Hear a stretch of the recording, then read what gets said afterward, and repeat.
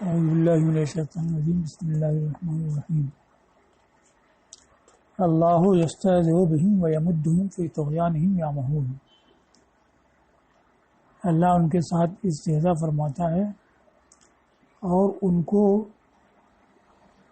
ان کی سرکشی میں بڑھاتا ہے اس حال میں کہ وہ سرگرداں ہیں۔ اب یہاں مدہ یا مدو مدن ہے، طغیان ہے، یعمہون ہے۔ تو یہ مدوں کے بارے میں بتا کہ مد الجیشہ و امدہ بمعنی زادہ سے لیا گیا ہے، زادہ و قواہ، لشکر کو مدد دی یا امداد دی بمعنی اس کو زیادہ کیا اور اس کو قوت بخشی۔ جیسے ایک لشکر ہو اس میں کمک بھیج دے، کچھ دستہ بھیج دیا جائے تو یہ مد ہو جائے گا۔ اور اسی سے مددت السراج والارغ استصلحتہما بالزیت والسماد، سماد اور رماد۔ تو مددت السراج اذا استصلحت بالزیت اور مددت الارغ اذا استصلحت بالسماد،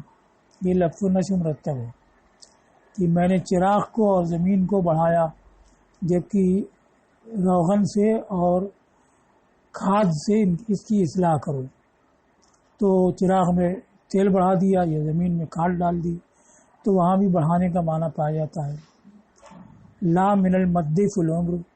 یہ مد فی العمر سے نہیں، جس کے معنی عمر بڑھانا، ڈھیل دینا ہوتا ہے، اس لیے کہ وہ لام کے ساتھ متعدی ہوتا ہے، جیسے املی لہم انک ایدی متین۔ تو جیسے املا یملی املان ڈھیل دینے کے معنی میں اور زیادہ کرنے کے معنی میں ہے، لیکن لام کا اس کا صلہ آتا ہے، ویسے مدہ لہو بمعنی عمر بڑھانا یہ لام کے ساتھ آتا ہے اور یہاں بغیر لام کے آیا ہے۔ تو اس وجہ سے یہ مد فی العمر یعنی عمر بڑھانے کے معنی میں نہیں ہوگا۔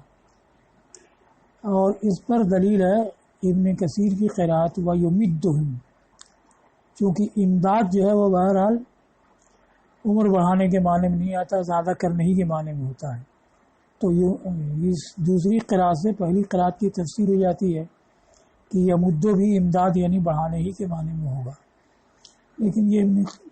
کثیر کی قرأت سبعہ میں نہیں ہے۔ اب یہ جو فرمایا گیا کہ ان کی سرکشی میں ان کو بڑھاتا ہے، اس حالت میں وہ سرگرداں ہیں، تو اب معتزلہ کے لیے دشوار ہے، کیونکہ جیسے سرکشی کرنا یہ قبیح ہے، ویسی سرکشی میں اضافہ کرنا، بڑھانا یہ بھی قبیح ہے، تو اللہ کی طرف اس کی اسناد نہیں ہو سکتی ہے۔ اب یہاں اسناد موجود ہے یمدہم فی طغیانہم، تو اس کی وہ تعویل کرتے ہیں، جیسے وہاں ختم اللہ علی قلوبہم وعلی سمعہم میں تعویل کرتے ہیں، تو ویسے یہاں بھی وہ تعویل کرتے ہیں کہ حقیقتاً بڑھانا مراد نہیں ہے، بلکہ ہوا یہ کہ اللہ تعالیٰ نے ان کو اپنے لطف سے محروم کر دیا، منافقین کو اپنے لطف سے محروم کر دیا۔ لطف کا مطلب یہ کہ جس کی وجہ سے طاعت آسان ہو جاتی ہے، اور مومنین کو اس سے نوازا، تو مومنین کو لطف سے نوازا تو ان کے دلوں میں روشنی، کشادگی بڑھی، اور منافقین کو محروم کیا تو ان کے دلوں میں زنگ اور تاریکی بڑھی۔ تو اصل میں لطف سے محروم کرنا یہ اللہ کا فعل ہوا، اور تاریکی بڑھنا اور کفر میں ذاتی ہونا یہ منافقین کا اپنا فعل ہوا، لیکن چونکہ اللہ کے فعل کے نتیجے میں ہوا ہے، وہ مسبب ہے، اس وجہ سے اس کی طرف اسناد کی گئی مجازن، ایک تعویل۔ دوسری یہ کہ اس نے شیطان کو قابو دیا کہ وہ ان کو گمراہ کرے اور سرکشی میں بڑھائے، تو جو قابو دینے والا باری تعالیٰ ہے، لہذا اس کی طرف اسناد کر دی کہ وہ بڑھاتا ہے، جیسے وہی فعل کی اسناد مسبب کی طرف ہوتی ہے۔ یہ دو تعویل یہاں ہے، دو اور کی ہے، لیکن زمخشری نے کشاف میں اس کو کہا کہ یہ ضعیف ہے، اور تعویل ایسی ہونی چاہیے جو نظم قرآن سے مناسبت رکھتی ہو اور اس میں خلل نہ واقع ہو۔ ان دونوں کو بھی آگے ذکر کیا ہے۔ تو وہ لما تعذر علیہم اجراء الکلام، معتزلہ کے اوپر جب کلام کو ظاہر پہ جاری کرنا دشوار ہوا تو انہوں نے اس کی تعویل میں یوں کہا کہ جب منع یمنع روکنا، منع یمنع دینا،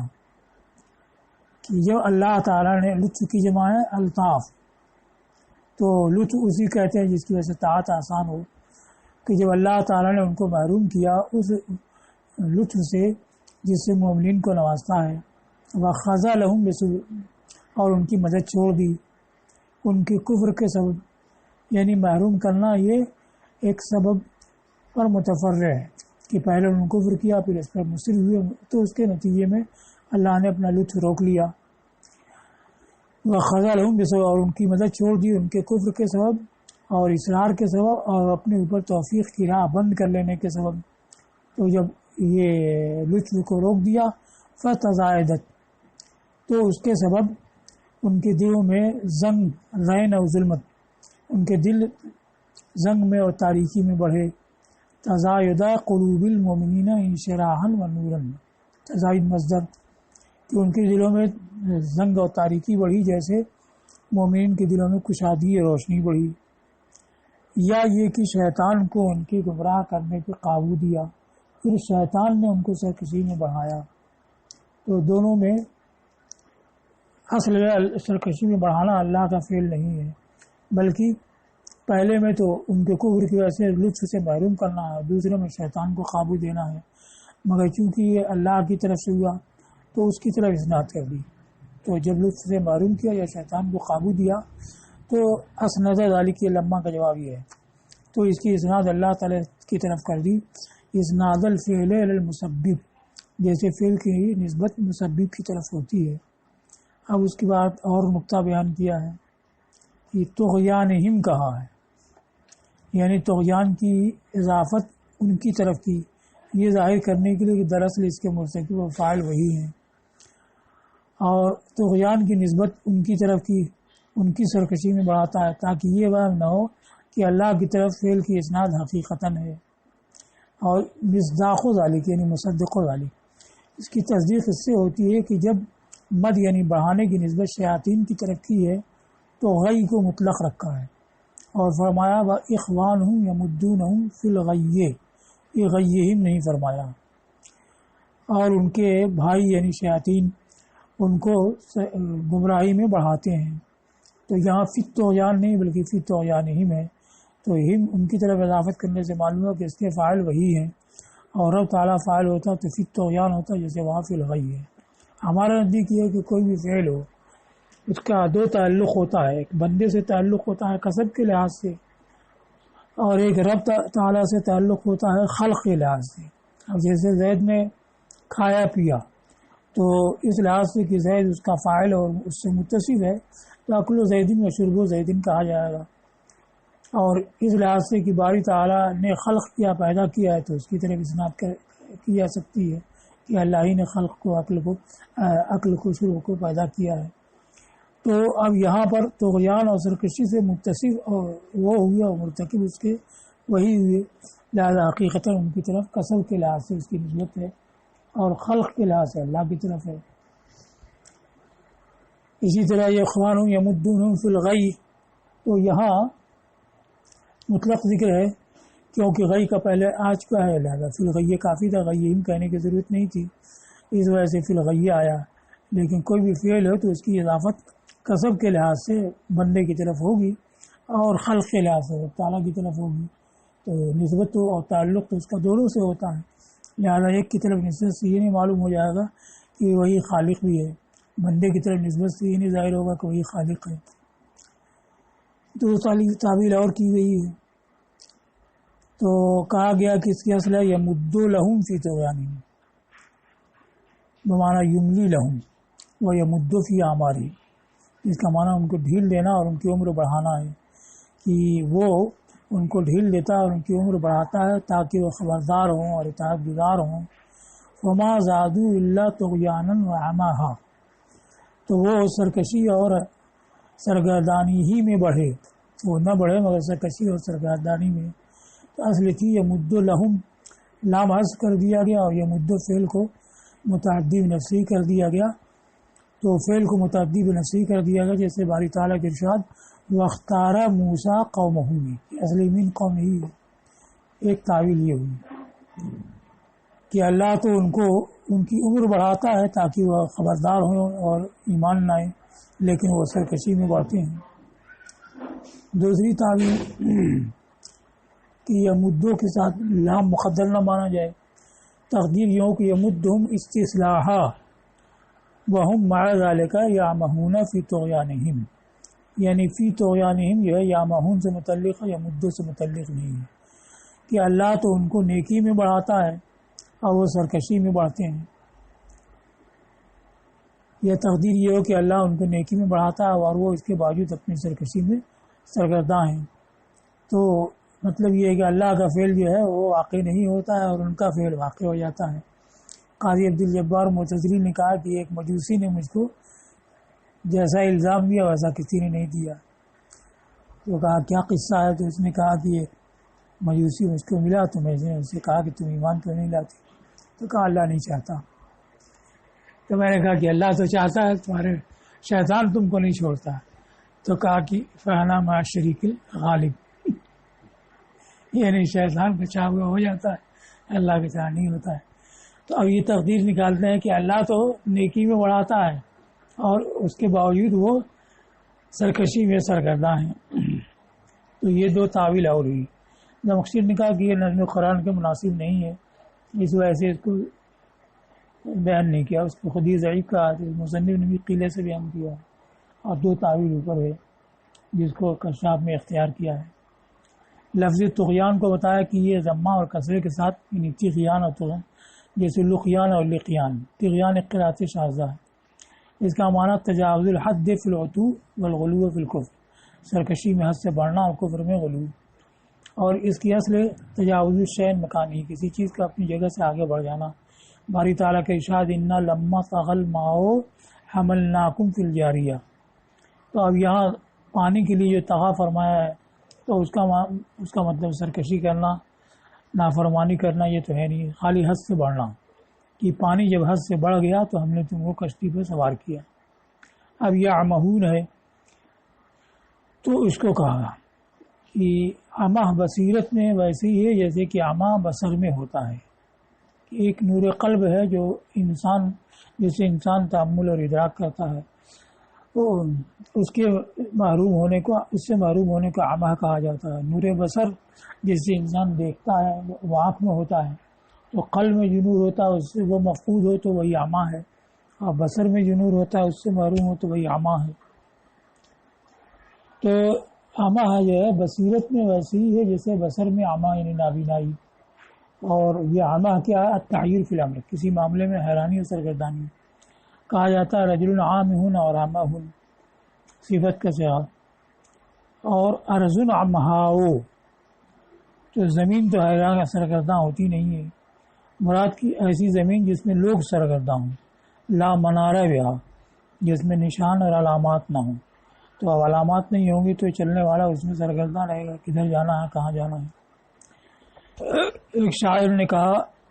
اعمل ہدا بالجاہلین العمہی، اس کا پہلا مصرع ہے ومہمہن اطرافہ فی مہمہن، اعمل ہدا بالجاہلین العمہی. تو مہما کہتے ہیں بیابان کو. کتنے بیابان ہیں جس کے کنارے دوسرے بیابان میں کھلتے ہیں،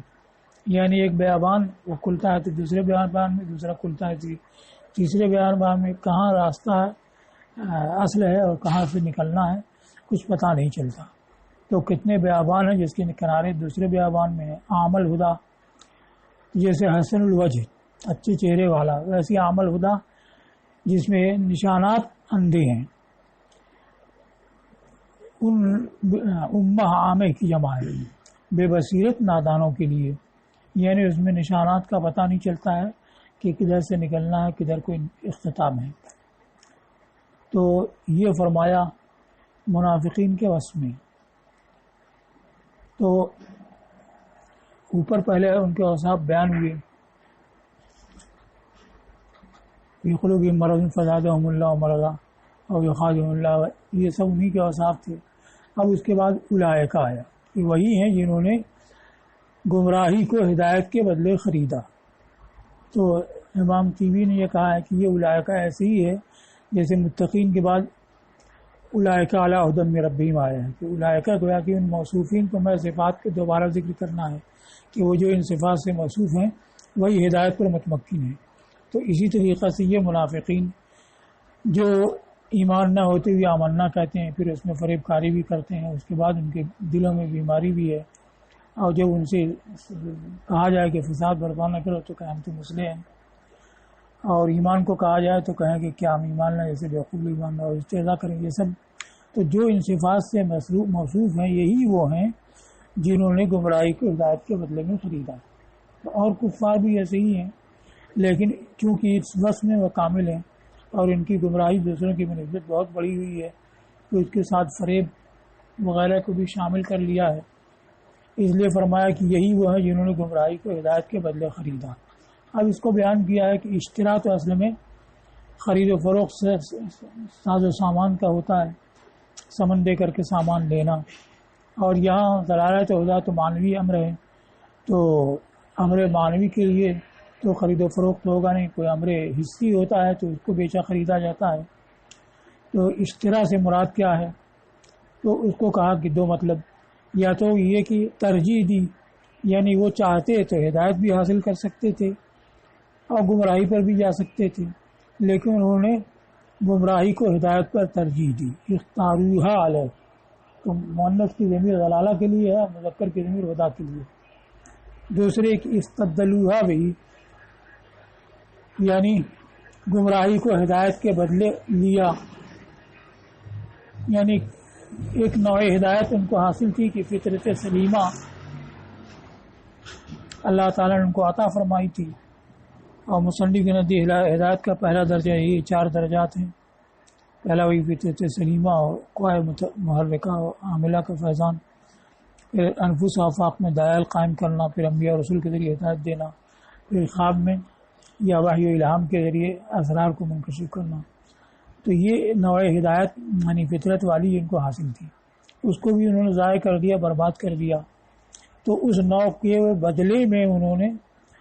گمراہی کو خریدا، تو استبدال کا معنی ہوا، لہذا یہاں اشترا یا تو اختیار کے معنی میں یا استبدال کے معنی میں۔ پھر اس کی اصل بیان کی کہ وَأَصْلُهُ بَذْلُ الثَّمَنِ لِتَحْصِيلِ مَا يُطْلَبُ مِنَ الْأَعْيَانِ، اشترا کی اصل ہے ثمن کا صرف کرنا، اس کے حاصل کرنے اعیان میں سے اس کے حاصل کرنے کے لیے یہ مطلوب ہے، تو اعیان کوئی محسوس خارجی ہو اور اس کو حاصل کرنے کے لیے جو یا وہ قبول ہوتا ہے وہی اشترا ہوتا ہے، اشترا و بیع ہوتا ہے، تو ثمن دے کر کے سامان لینا یہ اشترا ہے۔ اب یہ بذل الثمن کہا، ثمن دینا کسی عین کو حاصل کرنے کے لیے، تو دونوں عوضوں میں سے ایک اگر نقد ہو، نازل کے معنی نقد یعنی درہم دینار سونا چاندی، تو دونوں عوضوں میں سے اگر کوئی ایک نقد ہو تو تعین یکون ثمنا و بذلہ اشتراء، تو یہ متعین ہے کہ وہ ثمن ہو اور اس کو دینا خریداری ہو، یہ اس لحاظ سے کہ لا یطلب من حیث انہ لا یطلب لعینہ، اس لیے کہ نقد جو ہے بعین ہی مطلوب نہیں ہوتا ہے، یعنی درہم دینار خود مطلوب نہیں ہوتا ہے بلکہ اس کے ذریعے کوئی سامان لینا ہوتا ہے، تو اس مطلوب کے حاصل کرنے کا وہ ذریعہ ہوتا ہے، جیسے کپڑا حاصل کرنا یہ مطلوب ہے، گھر مکان حاصل کرنا یہ مطلوب ہے، اور اس کے لیے اس کے حاصل کرنے کے لیے درہم دینار کو صرف کرتا ہے، تو درہم دینار یہ خود مطلوب نہیں ہوتے ہیں بلکہ مطلوب کے حصول کا ذریعہ ہوتے ہیں۔ تو جب دو چیزیں ہیں، ایک وہ ہے جو کہ خود سامان وغیرہ کی جنس سے، متاع کی جنس سے ہے، اور دوسرے نقد کی جنس سے ہے، تو نقد جو ہے یہ تو مطلوب ہوتا نہیں ہے، لہذا یہ مبی نہیں ہوگا بلکہ یہ ثمن ہی ہوگا، اور اس کو دینا بیع نہیں ہوگا بلکہ اشترا ہی ہوگا۔ تو یہ صورت قائم کی ہے کہ دو عوضوں میں سے ایک نقد ہو تو اس کا ثمن ہونا، اس کے صرف کا اشترا ہونا متعین ہے، اور اگر دونوں طرف نقد ہو جیسے بیع صرف میں ہوتا ہے، یا دونوں طرف متاع ہو جیسے بیع مقاضہ میں ہوتا ہے، تو جس کو بھی ثمن کی صورت میں مان لیں تو اس کا دینا خریداری ہے، اور جس کو بھی متاع کی صورت میں مان لیں تو اس کا دینا بیع ہے۔ اس کو کہا ہے وَإِلَّا، ورنہ یعنی دونوں میں سے کوئی ایک نقد نہیں ہے بلکہ دونوں ہیں، نقد یا دونوں متاع ہیں، ورنہ دونوں عوضوں میں سے جس کو ثمن کی صورت میں تصور کر لو تو اس کو دینے والا مشتری ہے اور اس کو لینے والا بائع ہے، اسی لیے ان دونوں کلموں کو ازداد میں سے شمار کیا گیا، یعنی حقیقتاً تو ازداد میں سے نہیں ہے، اشترا الگ چیز ہے، بے الگ چیز ہے، لیکن ایسی صورت پیش آتی ہے کہ جیسے متا کا متا سے تبادلہ ہو یا سمن کا سمن سے تبادلہ ہو، تو اس میں ہر ایک بائع، ہر ایک مشتری اور ہر ایک کا فعل بائع اور ہر ایک کا فعل شراء ہو سکتا ہے، اس وجہ سے اس کو ازداد میں سے گنا گیا ہے۔ تو پہلا معنی تو یہ وہ سمن دے کے سامان لینا، ثم استعیر للاعراض اما فی یدہ مؤثرا به غیرہ سواء کان من المعانی او الاعیان، پھر اس کے بعد استبدال کے لیے بولا گیا کہ ہاتھ میں ایک چیز ہے، اس سے اعراض کیا اور دوسری چیز کو حاصل کیا، تو جو چیز پاس میں تھی اس سے اعراض ہوا اور دوسری چیز جو نہیں ہے اس کو حاصل کرنا ہوا، تو اس میں استبدال کا معنی پایا گیا کہ اپنی پاس والی چیز کے بدلے میں دوسری چیز لی جو پاس میں نہیں ہے، تو اس کو شراء کہا گیا۔ پھر یہ مستعار ہوا اس سے اعراض کرنے کے لیے جو ہاتھ میں ہے اس کے ذریعے دوسرے کو حاصل کرتے ہوئے، اور یہ چاہے معانی میں سے ہو یا اعیان میں سے ہو، تو اعیان میں سے تو شراء ہو ہی جائے گا حقیقتاً، لیکن معانی میں سے ہو کہ ایک وصف ہو، ایک معنی اپنے پاس ہے اور اس کو چھوڑ کر کے دوسرے معنی کو حاصل کرنا، تو یہ حقیقی شراء تو ہو نہیں سکتا ہے۔ اس وجہ سے یہ پہلے معنی سے عام ہے، اس میں توسع ہو گیا کہ پہلے میں تو صرف اعیان ہی کا تبادلہ ہوتا تھا اور اس میں معانی کا تبادلہ ہے، تو یہ اس سے عام ہو گیا استبدال والا معنی۔ اسی سے یہ شعر ہے، اخذت بالجمۃ راسا ازعرا وبالثنایا الواضحات الدردرا وبالطویل العمر عمرا جیزرا کمشتر المسلم اذ تنصرا۔ جمہ کہتے ہیں بالوں کو، گچھے کو، اور ازعر کہتے ہیں گنجے سر کو جس میں بال نہ ہو یا کم ہو، اور ثنایا الواضحات، ثنیہ کی جمع ہے ثنایا، دانت، اگلے دانت، واضح کے معنی روشن، دردر مسوبے، مغارض و اسنانی صبیے، بچوں کے بال اگنے کی جگہ، بچوں کے دانت اگنے کی جگہ، تو اس کو مسولہ کہا جاتا ہے۔ بالطویل العمر، طویل سے بدل ہے العمر، یاد تو بیان ہے، عمرن جیزرا من عمرن قصیرہ، تو میں نے گیسو کے بدلے گنجا سانپ لیا اور روشن دانتوں کے بدلے مسولہ لیا، دانتوں سے خالی مسولہ لیا، اور لمبی عمر کے بدلے کوتاہ عمر لی۔ تو پہلے اچھے خاصے بال تھے اب جھڑ گئے تو گنجا سر ہو گیا، پہلے اچھے خاصے دانت تھے وہ گر گئے تو خالی مسولہ رہ گیا، پہلے عمر لمبی تھی اب اکثر گزر گئی تو اب چھوٹی عمر بچی ہے، یعنی 10-5 سال بچی، تو لمبی عمر کے بدلے کوتاہ عمر لی۔ اس پر کہا کمشتر المسلم اذ تنصرا، جیسے مسلم نے خریداری کی جب نصرانی ہوا، تو اسلام اور نصرانیت امر معنوی ہے، اور اس کے لیے اشتراء کا لفظ ذکر کیا ہے، ایک معنی کے بدلے میں ایک معنی سے اعراض کیا اور دوسرے معنی کو حاصل کیا۔ یہ جبلہ ابن اہم غسانی جو بادشاہ تھا غسانیوں کا آخری، وہ فاروق اعظم رضی اللہ تعالیٰ کے زمانے میں اسلام لایا، اب اتفاق ایسا کہ طواف کر رہا تھا، اس کے اعزاز سے پر کسی کا پیر پڑ گیا، تو اب اس نے اس کو پکڑا اور اس کی چہرے پہ مارا اور ناک اور دانت توڑ دیا۔ اس شخص نے فاروق اعظم کی فریاد کی تو انہوں نے اس کو طلب کیا جبلہ کو، تو فرمایا کہ یا تو معاف کراؤ یا نہیں تو قصاص۔ کہا گرے بادشاہ سے گیا کو قصاص، دماغ میں تو بادشاہ تھی، تو فرمایا کہ الاسلام سبقہ بینکم، کہ اسلام نے تمہارے درمیان برابری کر دی۔ تو اس نے مہلت مانگی رات بھر کی، اور رات وہ قیصر روم سے جا ملا اور نصرانی ہو گیا۔ بعد میں افسوس بھی کیا، لیکن پھر اسلام کی طرف پلٹا نہیں، تو اسلام کو چھوڑا اور نصرانیت کو اختیار کیا۔ یہ استبدال ہوا، ایک معنی کے بدلے میں دوسرا معنی لیا، اس کو اشتراء کہا ہے۔ تو یہ امر معنوی ہے، اعیان میں سے نہیں ہے، اور وہاں اشتراء ہوا۔ تو اب یہ پہلے معنی سے میں تو اسلام تو اس کو حاصل تھا اور اس کو اعراض کیا، اور نصرانیت کو اختیار کیا اس کے لیے اشترا کہا ہے. تو یہ دوسرا معنی ہوا. پھر اور اس میں وسعت ہوئی. فاستعمل للرغبة عن الشيء طمعا في غيره، اذا طالت نہیں ہے، طمعا في غيره یعنی پاس میں نہ یہ ہے نہ وہ ہے، کوئی نہیں ہے، دونوں کو حاصل کر سکتا ہے، یہ بھی لے سکتا ہے وہ بھی لے سکتا ہے. تو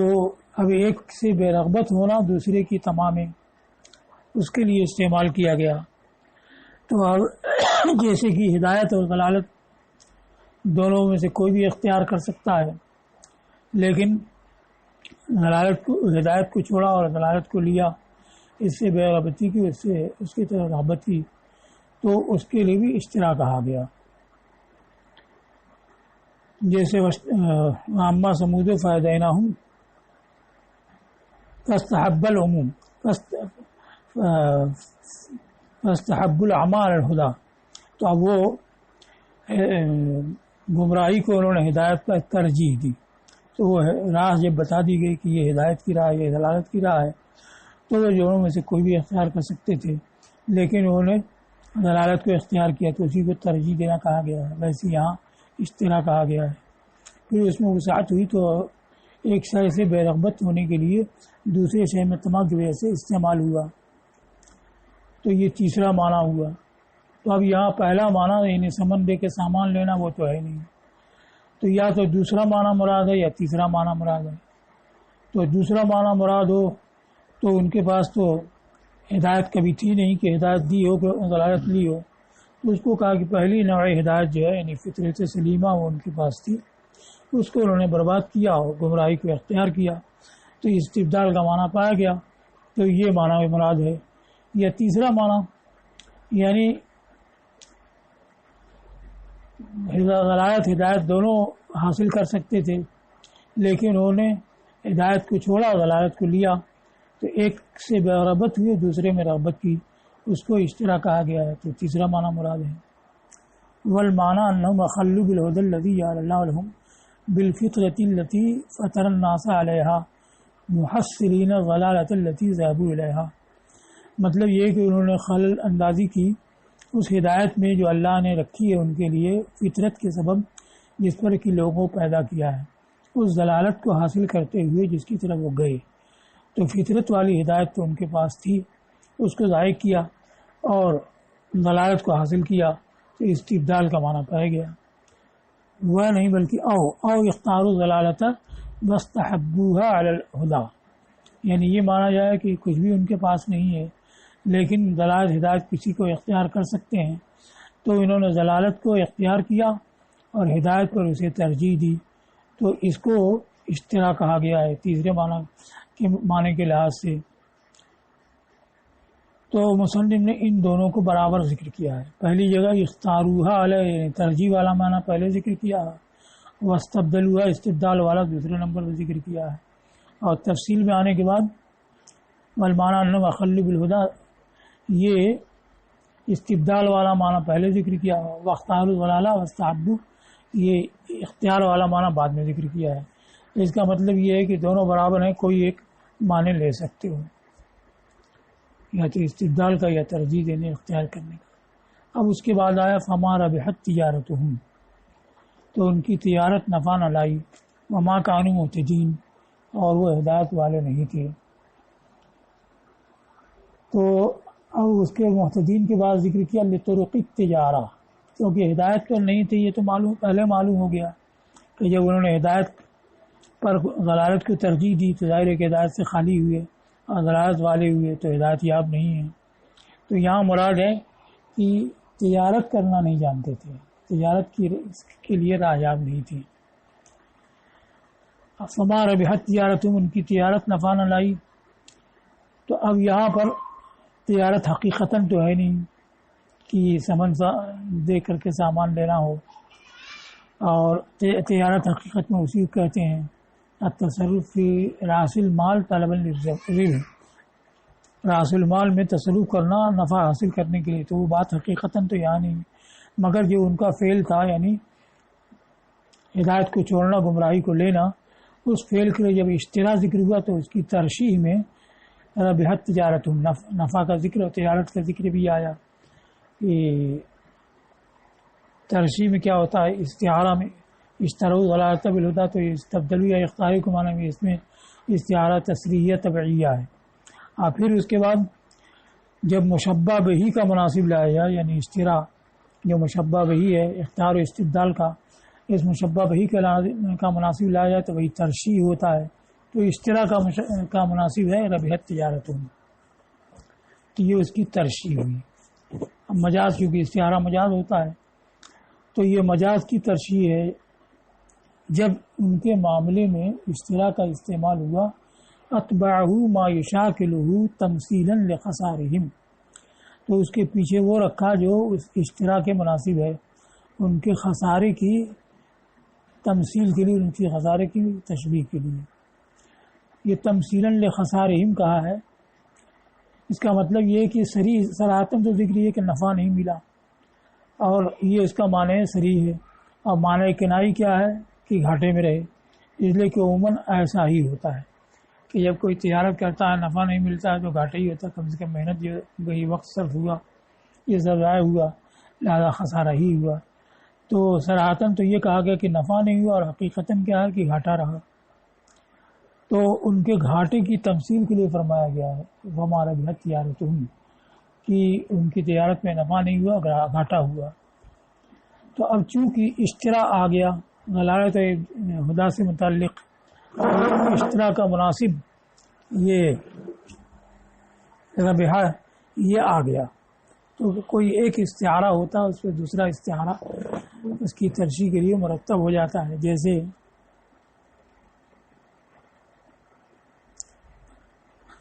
وَلَمَّا رَأَيْتُ النَّصْرَ عَزَّ بْنَ دَايَةٍ وَعَشَّشَ فِي عُكْرَيْهِ جَاشَ لَهُ صَدْرِي، نصر کہتے ہیں سفید کرگس کو، گدھ کو، ابن دایا یہ کوے کو کہتے ہیں، دایا اصل میں تو ریڑھ کی ہڈی کو کہتے ہیں، تو چونکہ کوا جو ہے اونٹ وغیرہ کی ہڈی پہ بیٹھتا ہے، کہ اونٹ کی ہڈی پالان سے وہ کھرچ کر کے ظاہر ہو جاتی ہے، تو کوا بیٹھ کر اسے کھاتا رہتا ہے، تو گویا کہ وہ اس کو غذا پہنچاتی ہے، تو اسی کا بیٹا ہوا، تو کوے کو ابن دایا کہتے ہیں۔ اشش تعشیش اشن سے لیا گیا، اشن کا معنی گھونسلہ، اور وکر کا معنی بھی گھونسلہ ہے۔ اور فرق کیا گیا ہے کہ اش کہتے ہیں اس گھونسلے کو جو درخت کا بنتا ہے، اور وکر کہتے ہیں جو دیوار پہاڑ وغیرہ میں بناتے ہیں۔ جاشے جیشو جوش مارنا ضرب سے۔ اور جب میں نے سفید کرگس کو دیکھا کہ کوے کے اوپر غالب آ گیا اور اس کے دونوں گھونسلوں میں آشیانہ بنا لیا، تو اس پر میرا سینہ جوش زن ہو گیا۔ تو اس میں کیا ہے کہ سفید بال کو اس نے تشبیہ دی ہے نسر سے، سفید کرگس سے، اور سیاہ بال کو تشبیہ دی ہے کوے سے۔ تو اب جب سفید بال کو، یعنی جب میں نے دیکھا کہ میرے سفید بال، یہ میرے کالے بالوں کی جگہ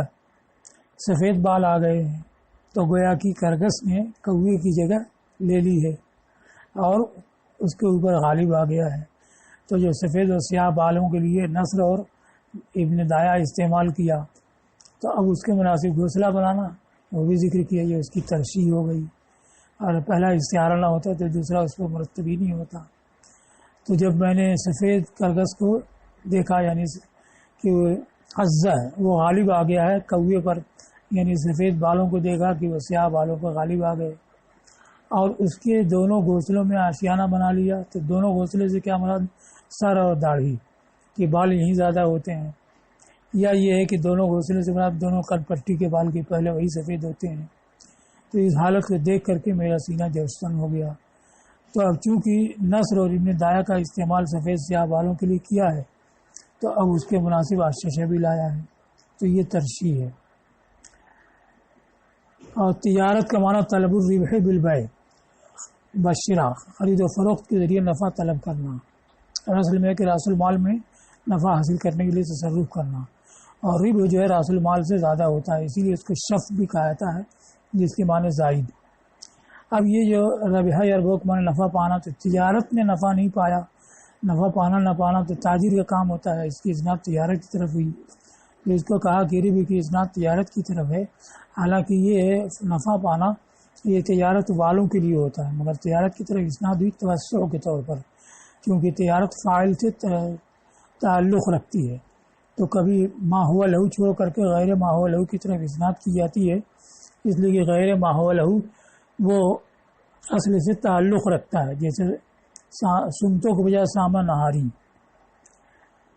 تو نہار کی طرف سوم کی اسناد کر دی، اس لیے کہ سوم جو ہے نہار ہی میں پایا جاتا ہے اور تلبس کی وجہ سے، تو ویسے ہی تجارت یہ تاجر سے تعلق رکھتی ہے تو اس کی طرف اسناد کی گئی، یا مشابہتہا یا ہو، یا اس وجہ سے کہ تجارت جو ہے تاجر سے مشابہت رکھتی ہے، اس لیے کہ جیسے تاجر یہ نفع نقصان کا سبب ہوتا ہے ویسے تجارت بھی نفع نقصان کا سبب ہوتی ہے، من حیث انہا سبب الربح والخسران، اس لحاظ سے کہ تجارت نفع اور نقصان کا سبب ہوتی ہے، اور وہ تجارت کی راہیں جانتے نہیں تھے، اس کا بھی صریح معنی تو یہ کہ تجارت کرنا نہیں جانتے تھے۔ اب کنائی معنی کیا ہے کہ اصل سرمایہ بھی گاؤں بیٹھے، اس لیے کہ جو تجارت کرنا نہ جانتا وہ دکان کھول کے بیٹھ جائے تو اصل بھی گنوا دے گا، تو مطلب یہ ہوا کہ اس خرید و فروخت میں وہ گھاٹے میں رہے، اور صرف یہ نہیں کہ گھاٹے میں رہے بلکہ اصل سرمایہ بھی گنوا دیا، اس لیے کہ تجارت کا مقصود ہوتا ہے راس المال کی سلامتی اور نفع۔ وقد اداؤ طلبتین، طلبہ اور طلبہ مطلوب کے معنی میں، اور انہوں نے دونوں مطلوب گنوا دیے، اس لیے کہ ان کا اصل سرمایہ تھا کانل فطرت سلیمۃ والعقل الصرف، اس لیے کہ ان کا اصل سرمایہ تھا فطرت سلیمہ اور عقل خالص، تو جب ان گمراہیوں کا اعتقاد رکھا تو ان کی استعداد ہی اس سے زیادہ فطری جو حاصل تھی وہ باطل ہو گئی اور ان کی عقل مختل ہو گئی، اور ان کے پاس وہ سرمایہ ہی نہ رہا جس سے کہ وہ حق کے پانے اور کمال کے حصول تک جس کو ذریعہ بنائیں، کہ اب عقل و فطرتی ہی باقی رہی تو اب حاصل ہی نہیں کر سکتے کسی طرح سے، تو جب سب کچھ گنوا بیٹھے فبقوا خاسرین عائبین آئسین عن الربح فاقدین للاصل، تو اب چونکہ رب ہے تجارتوں کا مطلب ہے خسارہ میں رہے، اس لیے خاسرین سے تعبیر کی، تو یہ گھاٹے والے اور نفع سے نا امید، اور ما کانوا معتدین بطرق تجارہ کا مطلب ہے کہ اصل سرمایہ معنی کنائی یہی ہے، تو اس کے لحاظ سے کہا فاقدین للاصل، تو یہ گھاٹے والے نفع سے نا امید اور اصل اس کو گنوانے والے ہو کر کے رہ گئے۔